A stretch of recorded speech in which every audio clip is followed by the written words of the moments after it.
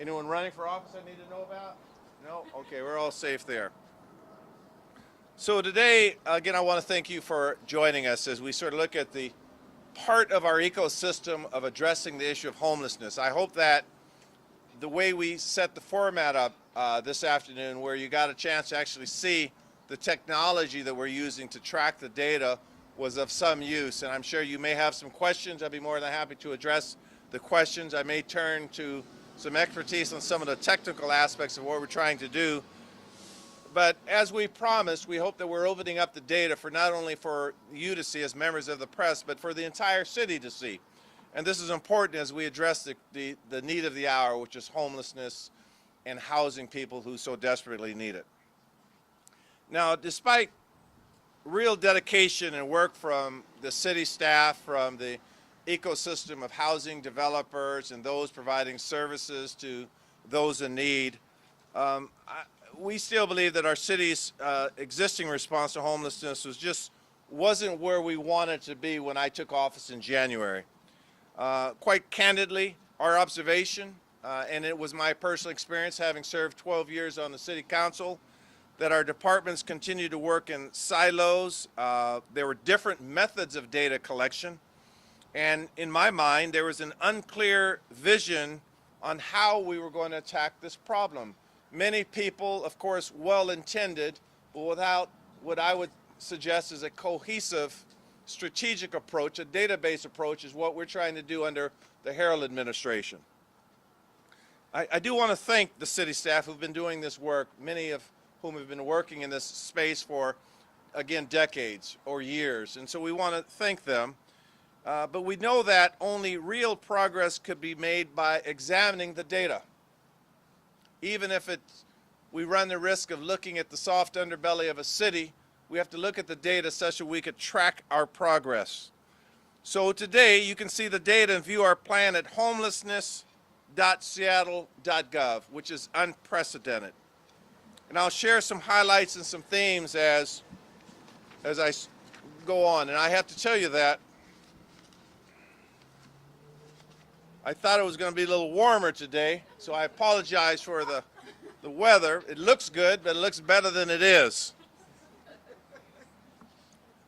So I have the great fortune of being the first mayor to ever work with the King County Regional Homelessness Authority. We recognized early as policy leaders and as people in this space that the needs of the people who are homeless do not stop at the borders. A few weeks ago, when we talked about our approach at Woodland Park, just a few blocks from here, you saw in a real life basis our approach is always to lead with compassion, to make sure that we do our case management work first. We get to know the people experiencing homelessness by name.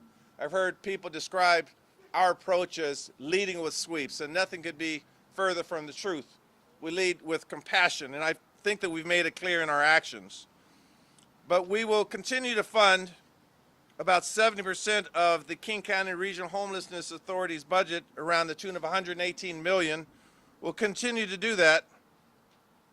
But it should be very clear that we've given the majority of our homelessness budget to this organization so that they can develop and communicate and execute a regional approach. What this actually means is that the issues of diversion, shelter, rapid rehousing, transitional housing services, permanent supporting housing services, and the deployment of outreach service providers reside in that organization. So I look forward to continuing our work with the CEO, Mark Dones, and their staff, and especially as we move into year 2 and develop new budgets. And I think many of you know their budget requests that they've made thus far. But I do want to thank our partners at the county and the suburban cities, the Sound Cities Association, for the work that they're doing. Under Councilmember Lewis's and Herbo's leadership, just last week we passed a resolution which might have been not as loud as some resolutions are, but it was incredibly important. And that resolution that I supported and articulated a regional vision made it very clear that as different cities pass the ordinance of their city, some of whom are not as empathetic as ours, that they realize that we need their resources too. We need their skin in the game, because our skin is in the game. And so we passed a resolution. Again, I want to thank Councilmember Lewis and Herbold for putting it forth from the city council, from their city council positions, and we got it passed. I believe it was a unanimous decision where the other regional players will realize they have to put resources in play as well. And I want to thank our county partners for supporting that as well.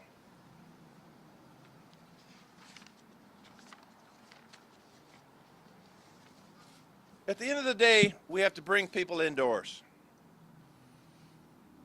We know that affordable housing is both a symptom and a solution to the homelessness crisis, and for long-term progress, we must create more housing more quickly.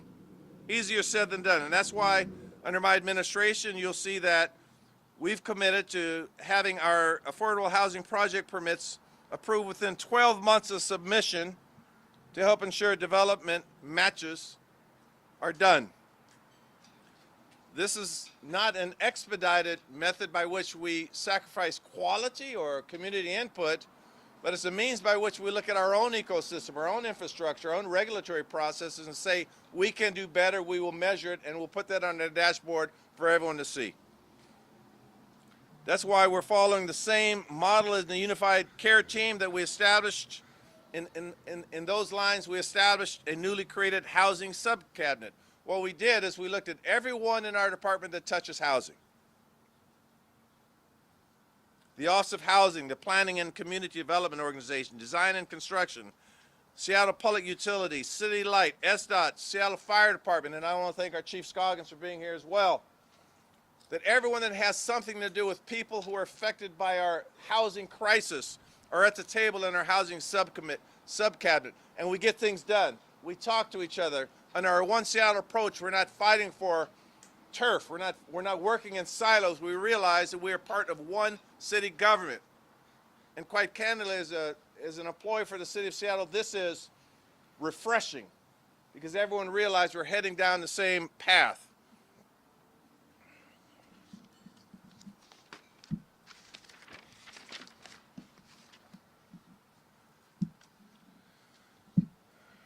We also realize that our housing policies are linked to our public safety approach. And I'm sure many of you may have questions about this, so let's argue or examine or evaluate with data.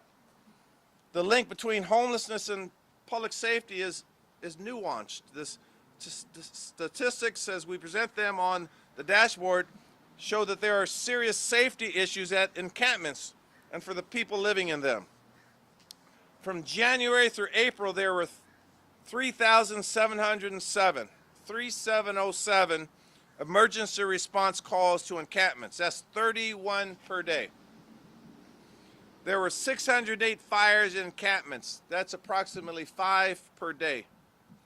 And there were over 50 shots fired or shootings that had either a victim or offender who's experiencing homelessness. We can't hide from this reality. This only reinforces our commitment to act and develop new solutions that better meet the needs of those in crisis and on the ground. That's what we're doing through Health One, through the 911 innovations we're making, our community services officers, and the development of the third department that you heard us talk about before.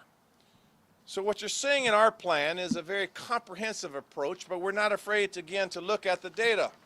This does not mean we are criminalizing poverty. This does not mean we're not compassionate or empathetic. It means that we're opening up the data for everyone to see, so you can see what I see. You can see what residents and homeowners and renters see. You can see what employers and employees see. And then you can see our work toward that end. The last sort of conceptual description I'd like to make to you is what you saw in our One Seattle Day of Service approach. All hands on deck. Seattle communities, businesses, and philanthropic organizations, we are working with them to seek opportunities to do their part. We're working to establish an innovative public-private partnership to raise money for social services in our city and region. You saw us do it with the Ukraine concert. You saw us do it with the One Seattle approach. We are having discussions with members in those organizations, and we'll have that done ideally by the end of this summer. We'll have a contract in place with certain measurements. You're giving me a body language. You're throwing my rhythm off there. Oh, I missed something. I missed something. I missed something. Let me see what I missed. Immediate units now, 2,000 units. Oh, I skipped a whole page. I'll come back to that.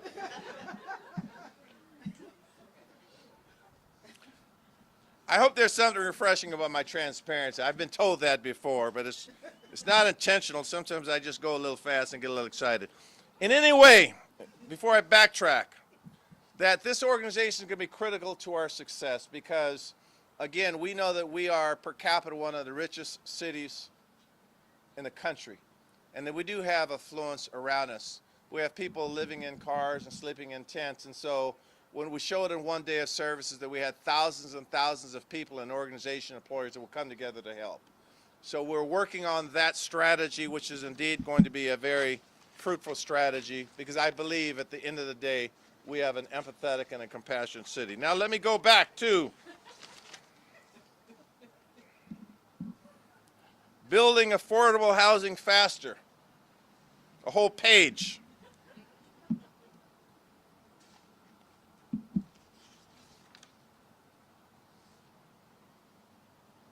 Here we go.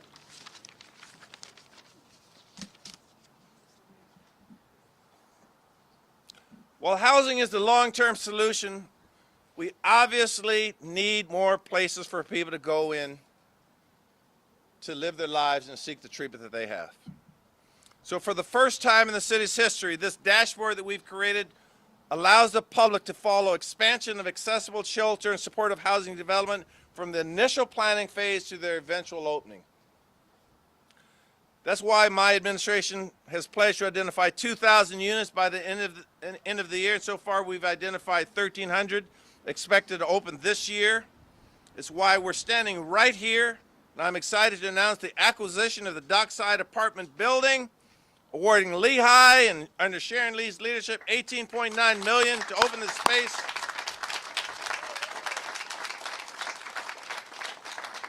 This will allow 70 permanent homes for people experiencing homelessness starting July 1st, and an additional 22 homes for individuals earning up to 50% of the area median income, which we know is about $45,300.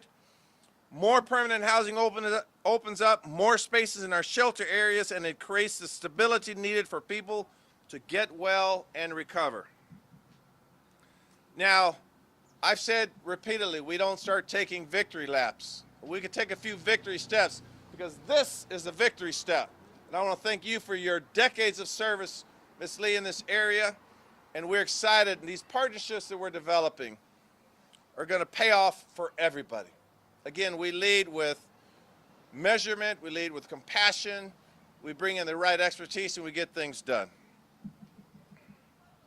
So in conclusion, before I introduce Councilmember Lewis, I believe, I want to thank Councilmember Lewis, who is the chair for the Public Safety, Public Assets, and Homelessness Committee. I want to thank these fine folks standing with us, because when we took office in January, I said that we had to build internal systems first. We had to do a sort of introspective analysis of the hand that we're dealt. We're far from finished. We're just getting started. We promised this kind of dashboard, this plan. One of the things I observed when I was out of office was that I said, where is the plan? What is the strategic approach? I saw moments of brilliance and moments of activity, but I didn't see a strategic database approach. And so that's what we think is needed to be as effectively, to work as effectively as we can. So having said that, I'm going to introduce Councilmember Lewis, and thank you for being here, and share a few words from the City Council. Councilmember Lewis.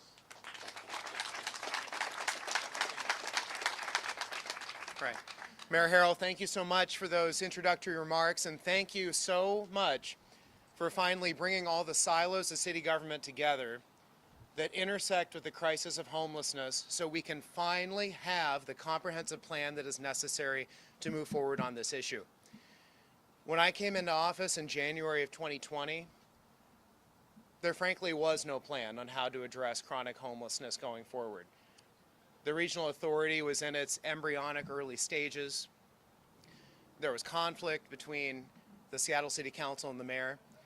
And I am so pleased to stand behind the public here today and to stand behind our partners working in this area to say that that's the past. You have a city council and a mayor that are united behind a data-based plan to start working on and approaching this crisis in a regional way in cooperation with an authority that is fully staffed and ready to go to help us implement that plan. And when I look out here, it's not just going to be us as elected officials. You know, I look and see folks like Barb over here, who has built thousands of tiny homes that are keeping people warm, safe, thriving in our community right now. Sharon, who through her leadership has found great opportunities like this building we're standing in front of. There's a reason that we're launching this database today, standing in front of the thing that is going to finally solve this crisis. Supportive, permanent housing, 4 walls, a door that locks, inside plumbing, the things we all take for granted. We now have the data, the information that's going to be in a database accessible to the public. When I'm working with constituents, I can finally be able to show them an authoritative place where they can go and see what their taxpayer dollars are doing, what their city leaders are doing to make progress on this issue that is omnipresent in all of our lives.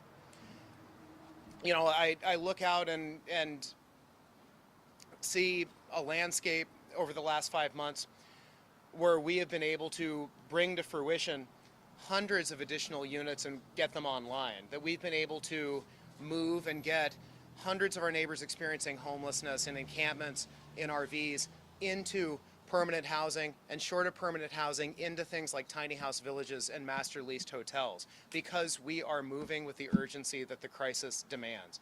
And that is what the lesson of this year has been so far under Mayor Harrell's leadership.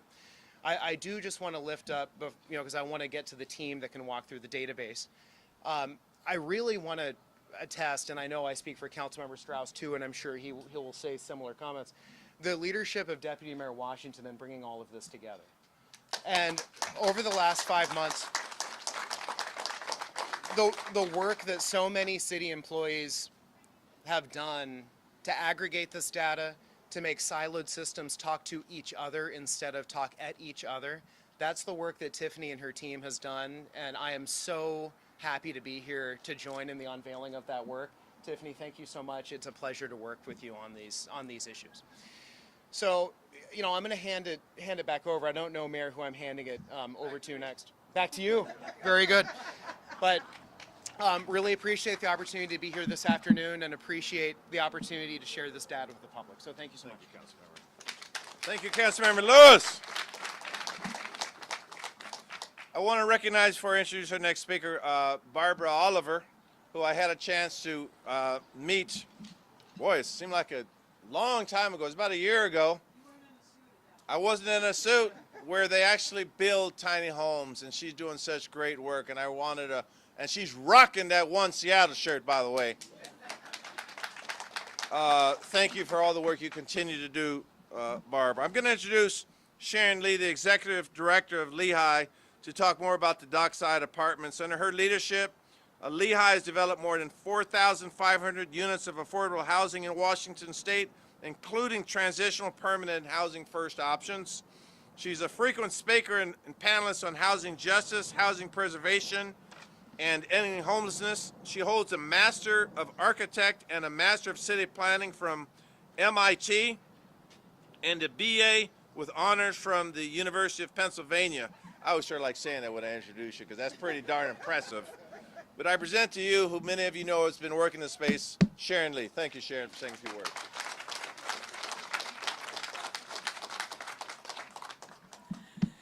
Thank you, Mayor, and thank you for your leadership and partnership. We have been so pleased to have you work with us on buying this wonderful building that will be permanent supportive housing. And first I want to introduce well, as you will see here, there's also Spud Fish and Chips. And I want to introduce the owners. We have Pam Cordova and Craig Smith. And they are returning to this location, and they're going to be our long-term neighbor. So we very much appreciate your support.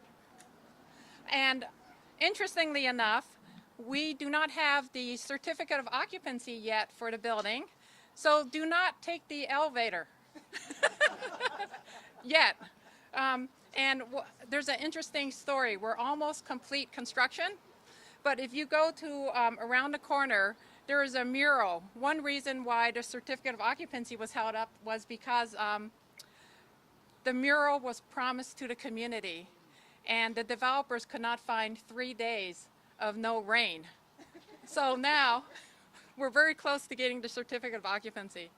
I wanted to make sure that everyone here and the press will tour. There's 2 live-work units on the side, and those will be for people who are basically making minimum wage. We have 22 units that will be affordable to the low-wage workers. And we then will also have 70 units that will be considered permanent supportive housing. We will have a on-site live-in manager. We'll have case managers. We'll have, of course, janitorial, office staff. And I want to introduce Michael Eng. He is in charge of the lease up here. And we hope to purchase the building really soon and then occupy and provide furniture and fixtures. I wanted to say that the City Office of Housing with Michael Winkler-Chen has provided financing, and the financing is critical to leverage state money. Representative Frank Chop and Senator Dave Frock were key to making sure that there was a historic high level of funding for a rapid acquisition for permanent supportive housing. So this is an opportunity for the state as well as the city and the community to get together to make sure there's sufficient permanent housing. And the reason why Barb Oliver is so important is that she has been building tiny houses for us. So what's the relationship? We have hundreds of people living in tiny houses waiting for permanent housing to open up. And we need both. We can't just continue to debate, oh, should we not have any shelter? Should we not have any tiny houses? When we can and we know we can build more housing like this. And we have many nonprofits who are supporting this effort, but we need both in our system. Otherwise, it's very hard to make sure that people living on right-of-ways, people living in parks, people living on the streets, how can they have no place to go. So we must have both tiny houses and shelters as well as sufficient numbers of permanent housing. And we hope that you will definitely take a look, tour, and we're going to be opening very soon. And we plan on hosting a open house for the community and have people take a look at this wonderful new building. So thank you, Mayor, again, for your wonderful support. And we hope to have you tour the building as well. Thank you. Thank you, Sharon Lee.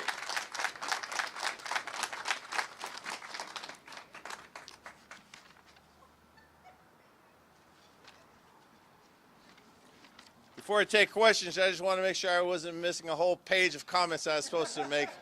We're okay there, so I'll entertain a few questions, please. Yes. You talk a lot about finding places for people to live and creating new homes. But what about the mental health and the addiction side of things? And a lot of times homeless people, it's not a function of being down on your luck, but being alcohol, drug addicted, or mentally ill. What about those services? Yeah. So that's part of what we're funding through RHA. That's part of the description of services, and you hit the nail on the head, that we realize even for those that refuse housing options that they may not be in the right state of mind or they may have addiction problems. So we understand that's part of our approach. We're also looking at, through education and through our outreach, what are the indicators of people in their lives as to when we might be able to see them depart from norms and have some of the behavioral issues we are concerned with. So not only will we make sure they have the treatment that's so needed, but how can we go upstream and help them with services? Now, I've described it in other forums. My approach is always sort of threefold. Number one is to do the upstream work, to see where people could possibly get helped earlier upstream. That's will pay dividends 5, 10, 15 years from now. Had someone had these very meaningful conversations 10 or 15 years from now, we think that we would have had some relief. That's the first pillar. The second one is what you see that we have to do every day. That's crisis response. And a lot of people get hung up on the crisis response because that's what it is. And the third one is what we're talking about today, moreover, is the long-term housing solutions. We want people warm, and we want them clean, and we want them to get back on track. So those are the three pillars with which our dashboard is premised upon, but you hit the nail on the head that we have to get them treatment and our funding strategies through the RHA, and we look forward to seeing results from that strategy. Mayor, how much community input is taken before you acquire a property like this? I'm sorry, Jamie, can you come and help me field some of the questions? Because I see like... Yeah, that might be a better question for Sharon to talk about the good neighbor agreement and things like that. So can you come up and help your brother out here? So can you repeat the question, please? Sharon, so wondering how much community input was taken before you go forward and acquire a property like this? Yes, well, what we did was we sent out a Dear Neighbor letter to everybody living within 500 feet of the building. And then we called up the Green Lake Community Council. We talked to elected officials, and we also talked to neighbors. So we talked to Retreat and the immediate merchants in the neighborhood. Yes, and then we are going to have an open house as well. And the letter basically says that lays out what I just described in terms of the housing and a number to call if they would like more information. And we are willing to, we talked to Hearthstone and other places around here. So. Matt? Your plan relies heavily on the Regional Homelessness Authority. You've had some frustrations with the other cities not pitching in. Will you ask the Regional Homelessness Authority to give Seattle preferential treatment because you're putting so much money into it, because your whole plan relies on this pipeline of housing to get people off the street and into housing, and the Homelessness Authority provides that housing? Will you ask for a preferential treatment? Well, that's not usually a term I'm used to saying, preferential treatment, but I'll ask for anything I can get to get the resources at the table. So you can freeze it any way you like, but I will tell you that I monitor the ordinances and the resolutions from our neighboring cities to see what their policies are. And some of them are, as I said earlier, is not as empathetic as we've shown here. But as we continue to have more people come to Seattle, we need their resources. Let me be more specific, we need their dollars, okay? We also can use some of their real estate and some of their land and some of their treatment providers. So I'm just looking for a stronger partnership. And here's the good news. I'm convinced we have it. That I've developed relationships with these mayors and these city council members. They just didn't happen overnight. I spent time on the phones and visiting them through virtual conference calls. And I think they understand that. And I think their heart is here. I just want to follow up. The governor is making a plan that if you provide money to the cities, people living on highway right-of-ways get preferential treatment for housing. I'm asking you if you're going to do the same since you're applying 70% of the budget for the RHA. Yeah, I haven't made that decision yet. I have not made that decision. I haven't had that discussion with, and that kind of discussion, I talked to my colleagues on the council, I talked to my cabinet member, but I haven't made that decision maker. Erica Barnett. Sarah. Erica. Just a question about the resolution the other day that you guys passed. Are you confident that Councilmember Lewis mentioned that it's an unrealistic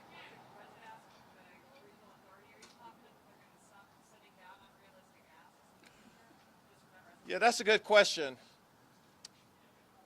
I think because of time, they approach the budgeting process as, in a perfect world, this is what I could do, this is what I want, and I don't think they've articulated a clear expectation that they were even going to get it.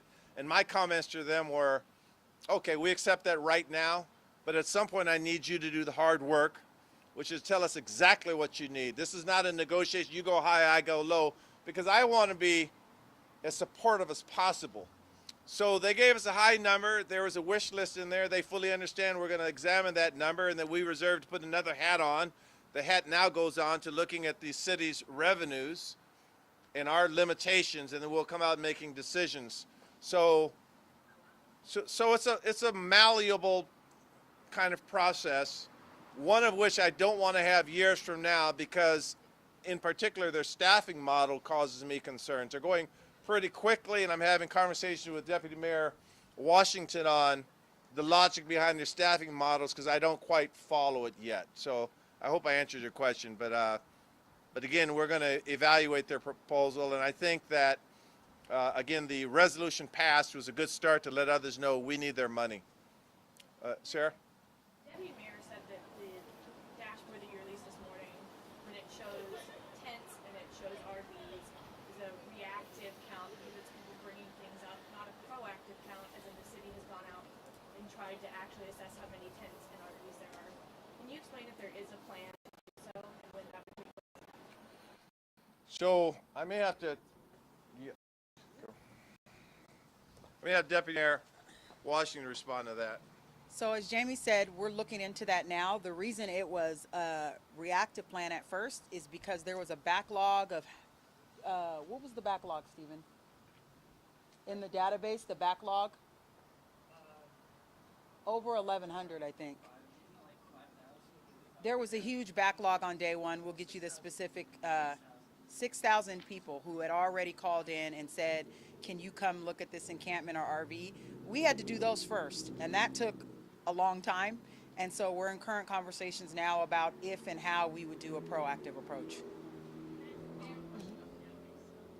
Sure. A lot of the housing units identified seem to have started under the previous administration. Can you expound on what qualified as identifying a new unit? Sure. Well, number one, nothing was really identified because there was no plan.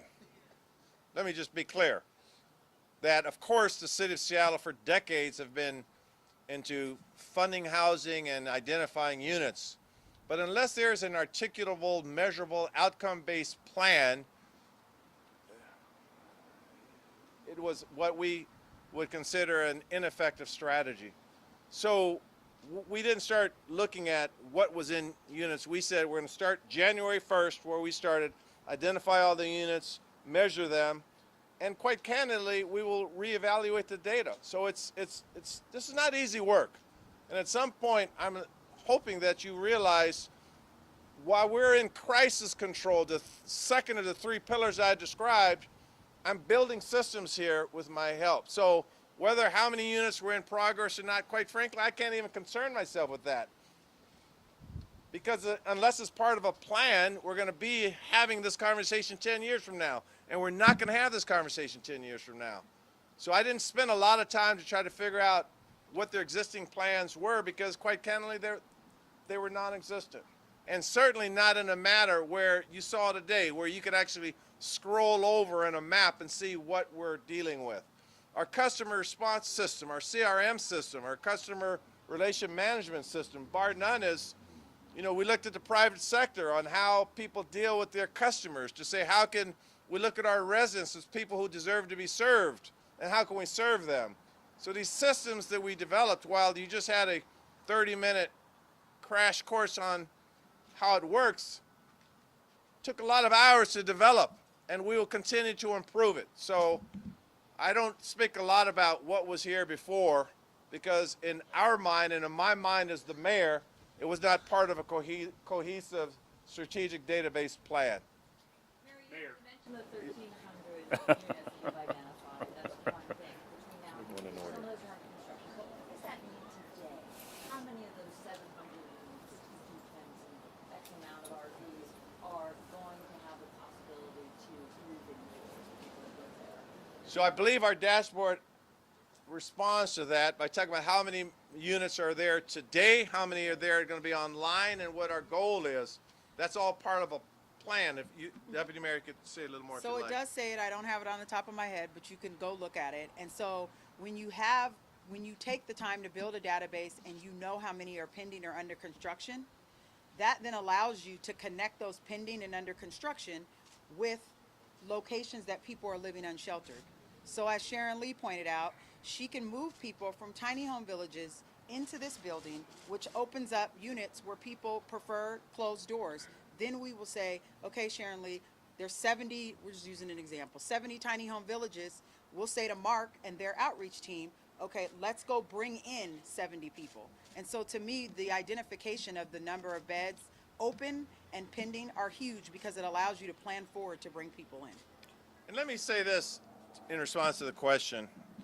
I'm sure this part will end up on the director's floor in the cutting room process, but I'm going to say it anyway. That we are today to talk about the homelessness plan. But as you see, by virtue of this project, we're also concerned about the struggling teacher, the barista, the nurse, or the retired veteran that can't afford to live in the city. So as we continue to talk about the housing crisis, it's embedded in our work that we're looking at all aspects of the whole continuum of housing.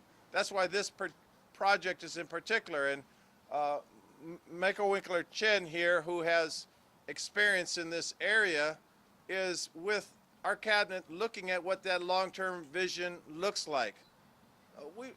She's only been on the job for a couple of months.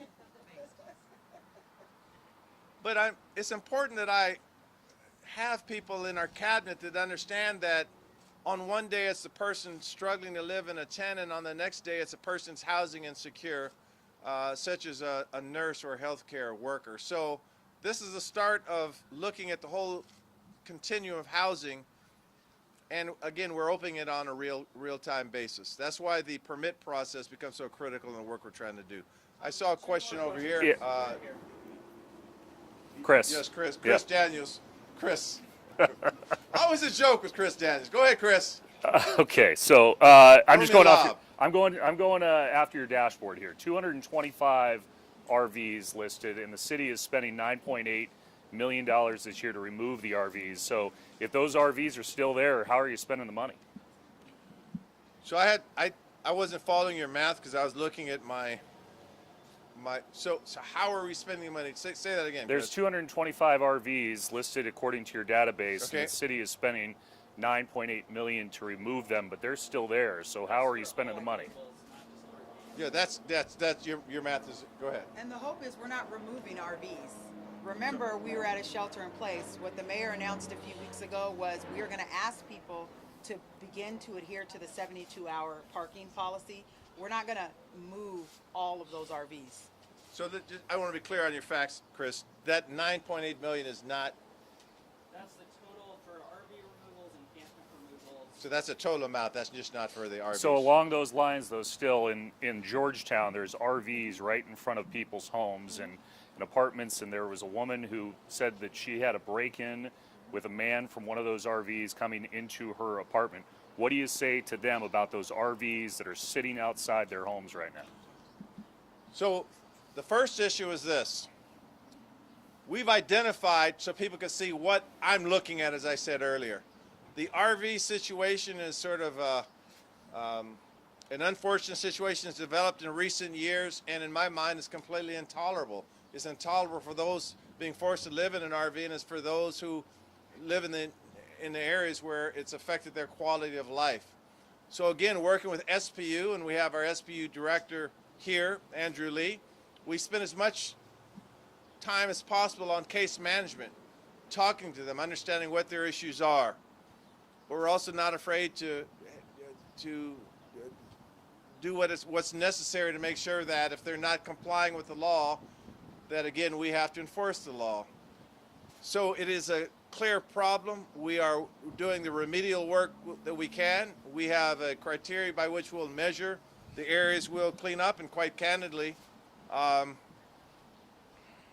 we're working hard in this area, probably harder than you've seen in recent years, but I fully acknowledge it's a serious problem. The Regional Homeless Authority wants 6 or 7 more RV lots. Would you welcome those in the city of Seattle, knowing they haven't worked in the past? Well, again, I'm not. I'm on the governing board for the King County Regional Homelessness Authority. I'm not gonna state a preference, but we do know that is a proven best practices on how to deal with RVs has been used in other cities and other counties. I'm not sure that it has to all reside within Seattle. I have discussions with my suburban cities outside, and we'll make some decisions collectively.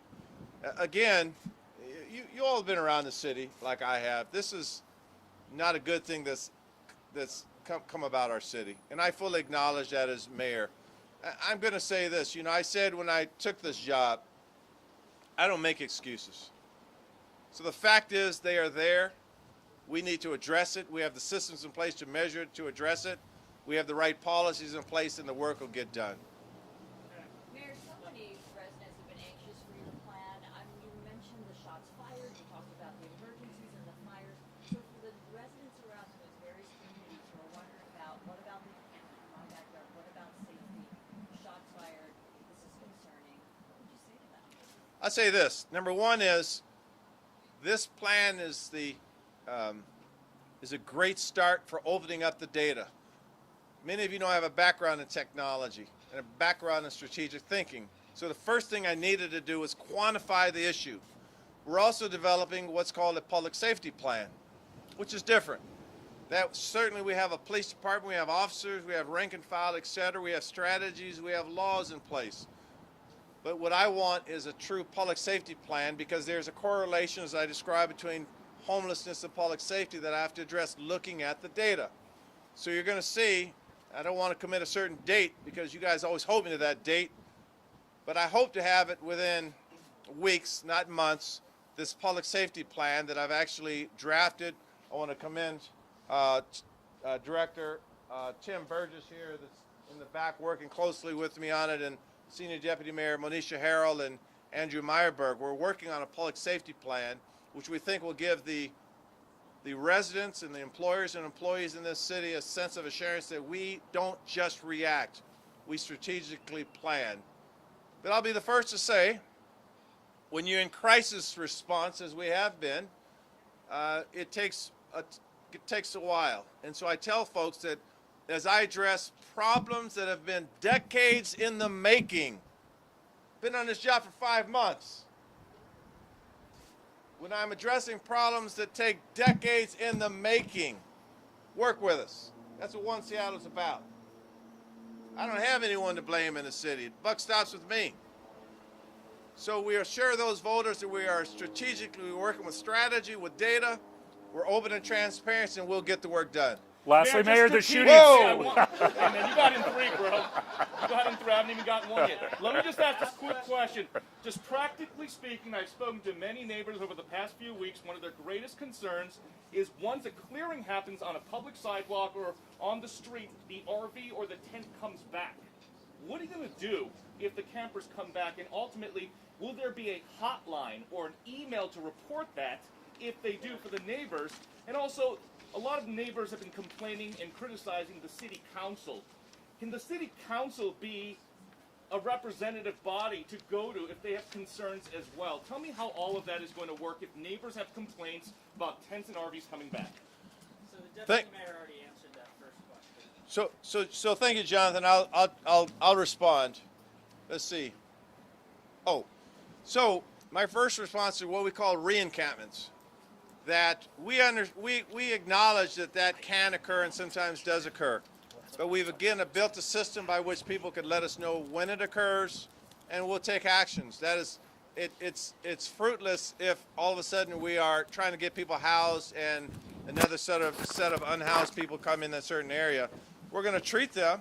We're going to try to find them housing, but we do understand that does occur. And again, we set up a system by which we can hear from people to address it, and we will address it. The second piece was, the city council. Yeah, let's blame the city council. No, we don't do that. Is there going to be a hotline? What is this number they can call if the tents reemerge? That part was unclear, sir. So, I gave it to you. So go to the Find It Fix It app and then put in the title repopulated site. And then my team gets an email every day that has all the sites that have repopulated listed, and they will try to address it within 48 hours. And the council piece, I mean, The council piece, I'm going to say this. You've seen Councilmember Dan Strauss and I come out to his district, and we're trying to get a lot of work done collaboratively. I believe in his vision and what he's trying to do, and I believe in his ability. You see Councilmember Lewis doing the exact same thing as the public access and homelessness person on the council. We talk frequently. We're working together. That's what it's going to take. So I don't blame anyone for what we're trying to do. I blame the conditions that have caused people to live unhoused. That's what I blame. But we're in this together. One Seattle. We're going to do this together. Thank you very much. the mayor.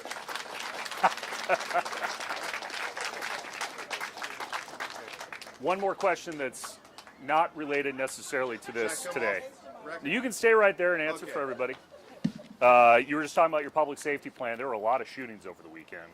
What does that say about what the police department need to do? Do you take a different strategy based on all the horrible shootings that we saw in your city over the weekend?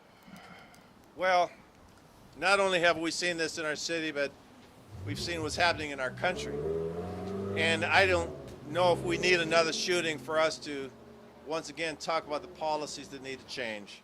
So in our public safety strategy, we're going to talk about, even given the limitations that a city has under RCW 9.41.290, the limitations that we have, there's still some things we can do. So I'm working with Director Burgess and my public safety team in our public safety strategy to talk about what we can do. How can we work with our schools, for example? How can we look at the data on every case that we have where there's a shooting? We're looking at, on a granular basis, what we can do. And again, you've heard me say this before, that one of the things I want to accomplish during my first term is relief from that state exemption, where I can't do something as simple as prohibiting guns on open spaces like a park. I'm prohibited from doing that. I'm prohibiting from taking the firearm away from someone who's intoxicated.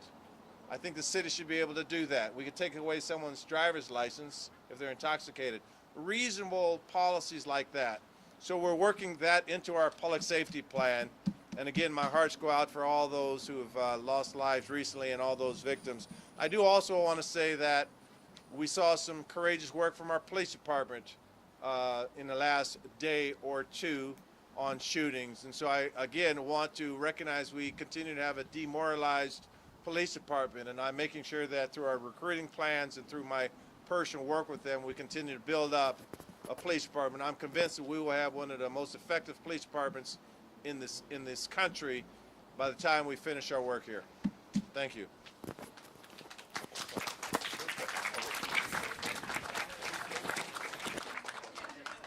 For anyone interested in touring one of the sites, Sharon can show you the rooms that folks will live in.